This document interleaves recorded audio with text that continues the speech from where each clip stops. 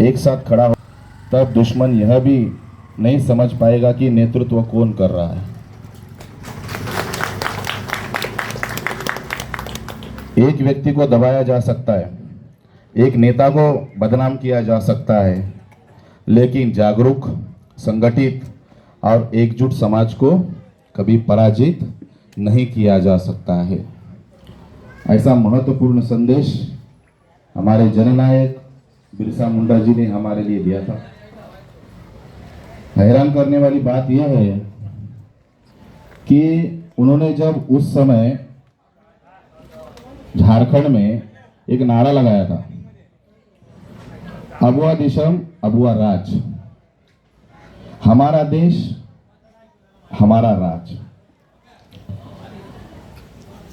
और उनका जो जन्मदिन है वो 1875 में हुआ था और 1900 में उनके शहादत हुई थी। मतलब उनके बीच में केवल मात्र 25 सालों का ही समय था। 20 साल की उम्र से 5 साल के अंदर उन्होंने जो झारखंड की जो जमीन थी, जो जंगल था, जो हमारे आदिवासियों के नियंत्रण में था, उसको अंग्रेजों के द्वारा बहुत बड़े पैमाने पर अटैक हुआ। अटैक होने के बाद 5 साल लगातार जननायक बिरसा मुंडा जी ने वो लड़ाई लड़ी और किसी भी एक भी अंग्रेज को, एक भी ब्रिटिश को उस जंगल में आने नहीं दिया। उम्र के 20 साल, 20 साल से 5 साल ये संघर्ष चला और संघर्ष चलने के बाद बहुत बड़ा उलगुलान हुआ। बहुत बड़ा उलगुलान मतलब महाविद्रोह हुआ। और महाविद्रोह होने के बाद ये बात जब बड़े पैमाने पर फैल गई और आदिवासी समाज में जहां जहां हमारे जमीन जंगल थी वहां पर यह आवाज उठने लगी। और उठने लगने के बाद सारे जंगल के जितने भी आदिवासी थे वो सब रास्ते पर आ गए। जंगल बचाने के लिए अपनी जान की बाजी लगाने के लिए तैयार हो गए। लेकिन वो 5 साल कंटिन्यू बिरसा मुंडा जी का संघर्ष जारी रहा। उम्र की 20 साल में आप अभी देखते होंगे समाज में 20 साल की उम्र के, 18 साल के, 21 साल के, 22 साल के, 25 साल के जो नौजवान लोग हैं, जो तरुण लोग हैं, वो किस तरीके से व्यवहार करते हैं, कोणत्या पद्धतीने समाजामध्ये त्याची वागणूक आहे, वर्तणूक आहे, नाही त्या कामामध्ये कितीतरी मोठ्या प्रमाणामध्ये व्यसनी झालेले आहेत, गांजाचं सेवन करत आहेत, दारू पित आहेत, त्या ठिकाणी छेडछाडीचे प्रमाण त्या ठिकाणी वाढलेलं आहे। अशा प्रकारचं वर्तन त्यांच्यामध्ये डेव्हलप झालेलं आहे।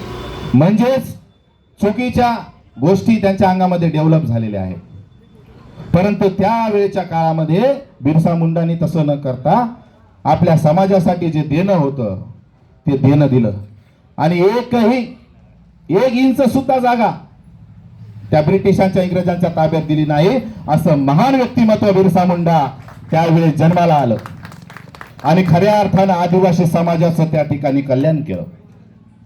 त्यांचं कुठेतरी प्रेरणा घेऊन आपला सर्व आदिवासी बांधव त्या ठिकाणी आता राज्य करत आहे। बिरसा मुंडाचं चित्र लावून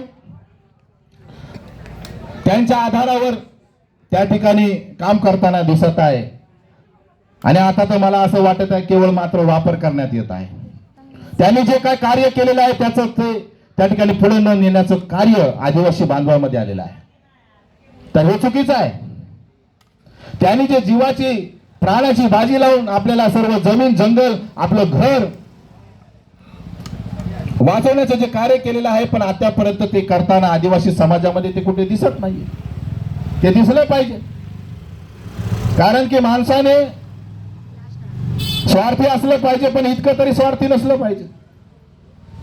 कुठेतरी आपल्या समाजाला त्या ठिकाणी एकत्र येऊन त्यांना न्याय देण्याचं काम केलं पाहिजे। ज्या ब्राह्मणी व्यवस्थेने ही हॉरिझॉन्टली चातुर्वर्ण व्यवस्था आणली, ब्राह्मण, क्षत्रिय, वैश्य, शूद्र, त्यानंतर अतिशूद्र, जे वर्ण बाह्य बोललं जातं, वर्ण व्यवस्थेच्या बाहेर बोललं जातं, आणि त्याही पेक्षा ज्या शेड्यूल ट्राईब, ज्या आदिवासी बांधवांना जे जंगलात टाकण्याचं सॅग्रिगेशन करण्याचं कार्य ब्राह्मणांनी केलं, त्याच्याच मांडीला मांडी लावून आदिवासी समाज त्या ठिकाणी काय करत आहे, त्यांनाच पुजत आहे. ज्यांनी तुम्हाला जंगलात टाकलं, ज्यांनी तुमच्यावर अन्याय अत्याचार केले, तुम्हाला जल जमीन जंगल पासून वंचित करण्याचं कार्य केलं, जवळजवळ 50 ते 60 मेंबर ऑफ पार्लमेंट आहेत आदिवासी समाजाचे, शेड्यूल ट्राईबचे. का तुमचा आवाज त्या ठिकाणी मेंबर ऑफ पार्लमेंट असताना संसदेत आवाज उचलत नाही? कारण ते दलाल आणि भडवे आहेत. त्यांना तुमच्या समाजाबद्दल कोणत्याच प्रकारची आस्था नाहीये. बाबासाहेबांनी त्या रायटिंग स्पीचेस मध्ये लिहून ठेवलेलं आहे की यांना तुमच्याबद्दल कोणत्याच प्रकारची तळमळ नाहीये. तुम्हाला त्यांच्याबद्दल काहीच प्रकारची आस्था नाही. केवळ मात्र मत द्या, आदिवासी समाजाने मतदान करावं, आम्हाला निवडून आणावं, आणि आम्ही जाऊन तिकडे नुसत्या झोपा काढणार, नुसत्या आरोग्य देणार. पूर्ण आदिवासी समाजाचा सत्यानाश या मेंबर ऑफ पार्लमेंटने केल्या. आणि तसेच या विधानसभेमध्ये सुद्धा काही आदिवासी लोकांनी केला. सौंदर्यीकरणाच्या माध्यमातून त्यांना बेघर केलं की या जंगलामध्ये, या जागेमध्ये आम्हाला सौंदर्यीकरण करायचं आहे, आम्हाला या ठिकाणी बाग फुलवायची आहे.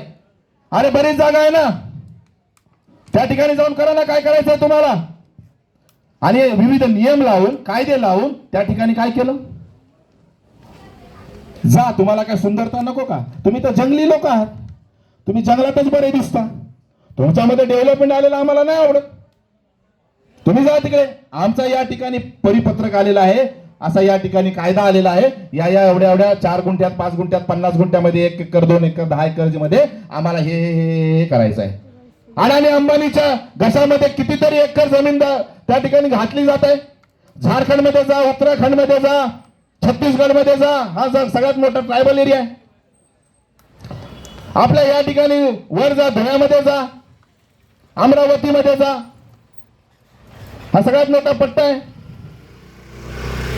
तो त्या ठिकाणी यांच्या घशात टाकला जात आहे. मग आदिवासी समाजाने याच्यातून काहीतरी शिकलं पाहिजे. अरे ही जमीन आपली आहे, हे जल आपलं आहे, हे जंगल आपलं आहे, हे प्राणी आपलेले आहेत, हा भारत देश आपला आहे, कोणाची बापाची जागीर नाहीये. या देशामध्ये केवळ मात्र मूल निवासी समाजाचंच राज्य असणार आहे, बहुजनांचंच राज्य असणार आहे. कारण डॉक्टर बाबासाहेब आंबेडकरांनी जेव्हा भारताचं संविधान लिहित असताना आर्टिकल 342 लिहिलं, ते specialization of the schedule tribe. 801 जातीचं त्या ठिकाणी एक संग्रह केला आणि एक स्पेशल प्रवर्ग बनवला शेड्यूल ट्राईब साठी. तो कशासाठी बनवला? त्याचा सामाजिक, आर्थिक, शैक्षणिक विकास होण्यासाठी केलेला आहे. त्यांच्यासाठी जे काय बजेट दिलं जातं ते कुठे जातं? आता तेच बजेट जे वसतिगृह आहेत त्याचं बजेट त्या ठिकाणी त्या लाडकी बहिणीला ट्रान्सफर केलं जात आहे. पण कोणी आदिवासी त्या ठिकाणी, कोणता नेता, कोणता MP MLA बोलताना दिसत नाही. आमचा कुठे विकास केला ते तर दाखवा, आम्हाला आराखडा तर दाखवा. ब्ल्यूप्रिंट बनवली आदिवासी समाजाचं, त्या ठिकाणी वेगळं त्या ठिकाणी आयोग बनवलेला आहे आणि आदिवासी समाजाचा या पालघर पट्ट्यामध्ये इकडे तिकडे आम्ही विकास केलेला आहे. नुसतं तोंडाने बोलायचं बोलायचं बोलायचं, आणि जर का डॉक्युमेंटरी एव्हिडन्स मागितला कुठेच काही नाही. प्रॅक्टिकली मी त्या ठिकाणी तलाश्री या विभागात पण गेलो होतो, पालघर विभागात पण गेलो होतो. अजूनही आपल्या आदिवासी बांधवाची तीच अवस्था आहे. खूप गंभीर अवस्था निर्माण केलेली आहे यांनी. मग आदिवासीमध्ये हे उलगुलान कधी येणार? तुम्हाला तुमच्या गुलामीची जाणीव कधी होणार?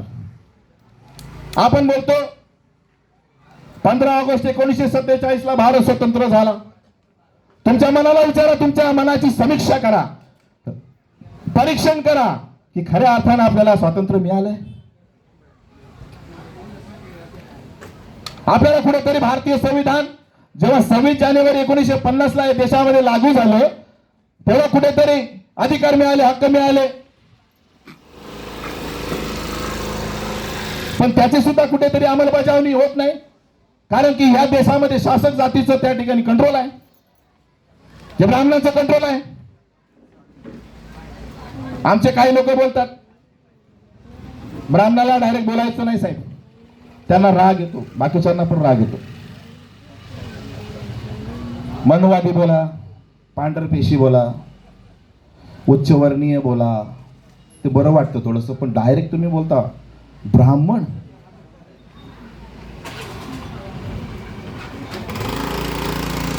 अरे हमको ब्रह्मा नहीं रोक सकता तो ब्राह्मण क्या रोकेगा?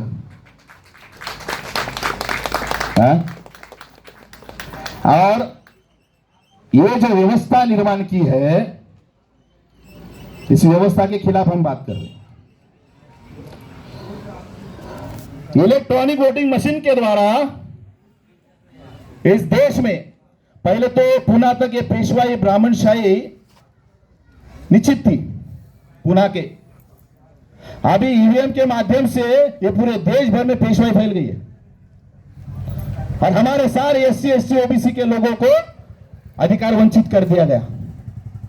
हमारे लोग बोलते हैं भारतीय का संविधान है, हमारे फेवर में लिखा है, हम लोग उसका इस्तेमाल करते हैं, ये करते हैं. अरे तुम्हारी एनसी तक लिखी नहीं जाती. एनसी एफआईआर तो लंबे बात है. मुझे ये एफआईआर लॉन्च करने के लिए 1 साल लगा, 1 से सवा साल, और करने के बाद भी अरेस्ट करने के लिए 1-1.5 साल लगा. इस गुलाम भारत में हम लोग जी रहे. तुम्हाला हक्क आणि अधिकार हे तुम्हाला प्लेट मध्ये नाही भेटणार, तुम्हाला आयतेच. त्याच्यासाठी संघर्ष करावा लागतो आणि ते खेचून आणावे लागतात. तेव्हाच त्या ठिकाणी जे संविधान आहे ते खऱ्या अर्थानं क्रांतीचं साधन बनतं. त्याला संचालन केलं पाहिजे, तेव्हाच ते क्रांतीचं साधन है. संविधान केवल मात्र दस्तावेज है, लेकिन अगर उसको संचालन सही तरीके से करोगे तो वो क्रांति का साधन बनता है साथियों. 8 अक्टूबर 2013 का सुप्रीम कोर्ट का लैंडमार्क जजमेंट है, मेरे पास उसकी कॉपी है. पॉइंट नंबर 26, पैरा नंबर 26 में लिखा है डायरेक्टली, केवल मात्र ईवीएम के द्वारा free fair end transparent election नहीं हो सकता है. ऐसा अगर सुप्रीम कोर्ट बोल रहा है, सुप्रीम कोर्ट बोलत आहे, अजून कोणाला बोलायची गरज आहे? सुप्रीम कोर्ट ज्या माध्यमातून जे डिसिजन देतं ते प्रॉपर त्या ठिकाणी व्हेरिफिकेशन,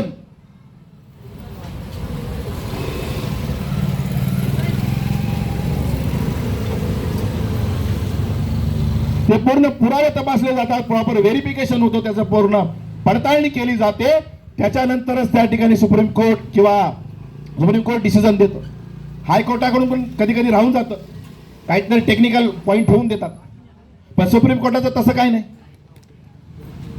सुब्रमण्य स्वामी भाजपाचा जो नेता आहे त्याच्या माध्यमातून त्या ठिकाणी केस टाकली आणि तो जिंकला. याचाच अर्थ सुप्रीम कोर्टाच्या निदर्शनास आला होतं 8 ऑक्टोबर 2013 ला की ईव्हीएम मध्ये घोटाळा होतो. बाकीचे लोक बोलत होते की ईव्हीएम मशीन मध्ये घोटाळा होत नाही. पण 2014 पासून जेव्हा भारत मुक्ती मोर्चा, बहुजन क्रांती मोर्चा, बामसेट व इतर त्याच्या ऑफशूट विंग आहेत, त्यांच्या माध्यमातून जेव्हा ईव्हीएम भांडाफोड परिवर्तन यात्रा या देशात निघाली, तेव्हा खऱ्या अर्थानं लोकांमध्ये ती जागृती झाली आणि मग काही नेते वर येऊ लागले आणि बोलायला लागले, हा आता ईव्हीएम मशीन मध्ये घोटाळा होतो. ईव्हीएमच्या माध्यमातून प्रादेशिक पक्ष पूर्ण संपवण्यात आले. ईव्हीएमच्या माध्यमातून आमच्या सर्व बहुजनांना, वंचित, शोषित, दुर्बल, गरीब घटकांना गुलाम पुन्हा बनवण्यात आलं. या ईव्हीएमच्या माध्यमातून ज्याला निवडून आणायचं तो निवडून येत नाही, ज्याला नाही निवडून आणायचं तो येतो आणि आमच्या डोक्यावर बसतो आणि थया नाचतो आणि गुलाम बनवण्याचं काम करतो. आमच्या आया बहिणीवरती रेप करतो, आम्हाला भीक मागायला त्या ठिकाणी लावतो. मध्य प्रदेश मध्ये एक आदिवासी बांधवावरती मूत्र विसर्जन करण्याचा कार्यक्रम या ब्राह्मणांनी केला. उत्तर प्रदेश मध्ये डेली त्या ठिकाणी रेप केस चालू आहे. कारण हे 3-3.5% जे ब्राह्मण आहेत ना ते संघटित आहेत. आपण 85% असून 90% असून आपण संघटित नाहीये. ही शर्मेची बाब आहे. जोपर्यंत तुम्ही संघटित होणार नाही तोपर्यंत उलगुलान होणार नाही. या देशामध्ये आम्हाला बामसेफ आणि भारत मुक्ती मोर्चाची स्थापना का करावी लागली? कारण वारंवार वेळोवेळी भारतीय संविधानाची अंमलबजावणी होताना कोणत्याच प्रशासनामध्ये म्हणा, कार्यपालिका म्हणा, न्यायपालिका म्हणा, मीडिया म्हणा, विधायिका म्हणा, जे 4 स्तंभ आहेत लोकशाहीचे त्याच्यामध्ये होताना दिसली नाही. म्हणून फुले शाहू आंबेडकर, शिवाजी महाराज यांची जी काही विचारधारा आहे ती लोकांपर्यंत पोहोचवण्याचं काम, जी आमची आयडियोलॉजी आहे ते काम केलं. आणि आम्ही जो ऑब्जेक्टिव्ह त्या ठिकाणी निर्धारित केला तो होता व्यवस्था परिवर्तन. या व्यवस्था परिवर्तनाच्या माध्यमातून आम्ही देशामध्ये बहुजनांचं राज्य प्रस्थापित करू इच्छित आहोत. या बाकीच्या आता मध्ये या आदिवासी समाजामध्ये आणि धनगर समाजामध्ये, धनगर समाजाला काय सांगितलं फडणवीसने की आदिवासी जो समाज आहे तो जसा आदिवासी आहे तुम्ही त्याच्यामध्येच मोडता. तुम्ही मागणी करा की आम्हाला एसटी मध्ये जायचंय. नाही मानत असतील मोर्चे काढा, हजारोचे लाखोचे मोर्चे काढा. मग धनगर समाजाने काय केलं? मोर्चे काढले की आम्हाला एसटी प्रवर्गामध्ये तुम्ही टाका, आमचा हक्क आहे तिकडे. मग नंतर दुसऱ्या दरवाजाने काय केलं? एसटी समाजाला, आदिवासी समाजाला काय सांगितलं? ए तुमचा ते हक्क मारत आहेत, ते जर त्या एसटी समाजात आले ना मग तुमचा हक्क त्या ठिकाणी कमी होईल, तुम्ही आंदोलन करा. लागले भांडण, धनगर समाजाचे आणि आदिवासी समाजाचे लागले भांडण. तसं सेम ओबीसी आणि मराठाला सांगितलं ओबीसी मध्ये सांगा तुमच्या इथे नोंदी आढळल्या, तिकडे नोंदी आढळल्या, तिकडे गॅझेटियर आहे, हे आहे, ते आहे, वगैरे वगैरे. ओबीसी समाजाला सांगितलं तुमचा हक्क त्या ठिकाणी तुम्ही ऑलरेडी आहात ना, 27% तुम्हाला महाराष्ट्रात दिलेला आहे, तुम्हाला मिळते. आता जर 27 मध्ये मराठा घुसले तर अजून कमी होईल. मग अजून तुमच्या मुलांना काम, नोकरी, धंदा, शैक्षणिक, सामाजिक विकास होणार नाही. खरं आंदोलन आहे यांच्या विरोधात. झालं ओबीसी मराठा बांधव झाले. पूर्ण बघितला, पूर्ण महाराष्ट्र बघत होता, पूर्ण देश बघत होता किती मोठे भांडण.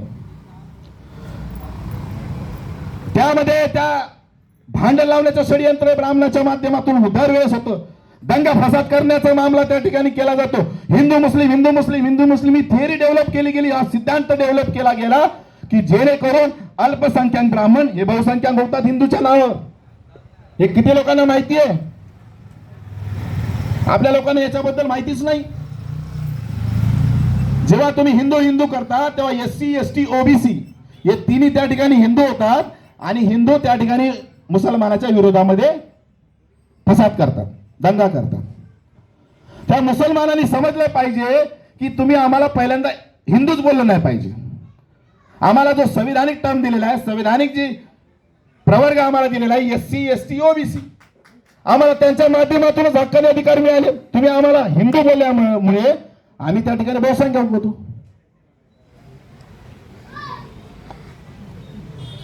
आणि दुसरी गोष्ट थिअरी अशी केली, मुसलमानाच्या डोक्यामध्ये काँग्रेसने काय टाकलं? हिंदुस्तान हिंदुस्तान हिंदुस्तान. अरे हा भारत आहे. भारताचं संविधान कलम 1 पहिलं काय बोलतंय? Bharat that is India, India that is Bharat.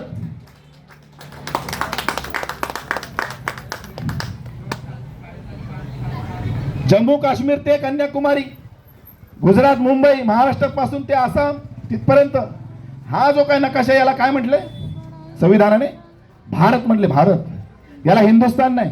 आणि मुसलमान हिंदुस्थान बोलल्यानंतर काय होतं? मग ते हिंदूचं राष्ट्र होतं, हिंदूचं ठिकाण होतं. जो अल्पसंख्याक ब्राह्मण आहे तो होतो त्याच्यामुळे बहुसंख्याक. मुस्लिम बांधवांना एक नम्रतेची विनंती आहे मला. मुस्लिम आणि एससी एसटी ओबीसीची बिलकुल भांडू नये. सिंपल आहे. जे त्यांना भांडून देतात ते ब्राह्मण, त्यांना एससी एसटी ओबीसीला भिडवून द्यायचंय. सिंपल थिअरी आहे. आम्ही त्यांना निपटतो ना.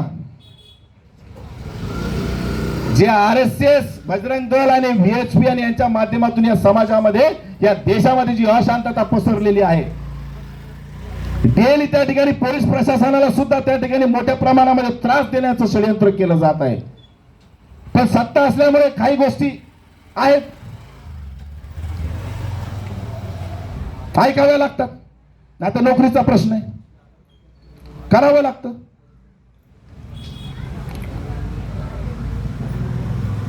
RSSच्या विरोधामध्ये बोलणारे लोक नाहीत आम्ही RSSची फाडणीवाले लोक. आले लक्षात? RSS के बारे में बोलने वाले लोग नहीं, हम लोग RSS की फाड़ने वाले लोग. मान्यवर वामन मेश्राम साहब बोलते हैं बार बार, क्यों? 6 अक्टूबर 2022 RSS के हेडक्वार्टर पर पहला मोर्चा लेके जाने वाला संगठन, 22 फरवरी 2026 को दूसरी बार RSS के हेडक्वार्टर पर नागपुर पर लेके जाने वाला भारत का एकमात्र संगठन, वो है भारत मुक्ति मोर्चा और नेतृत्व मूल्यवासी नायक मान्यवर वामन मेश्राम साहब के.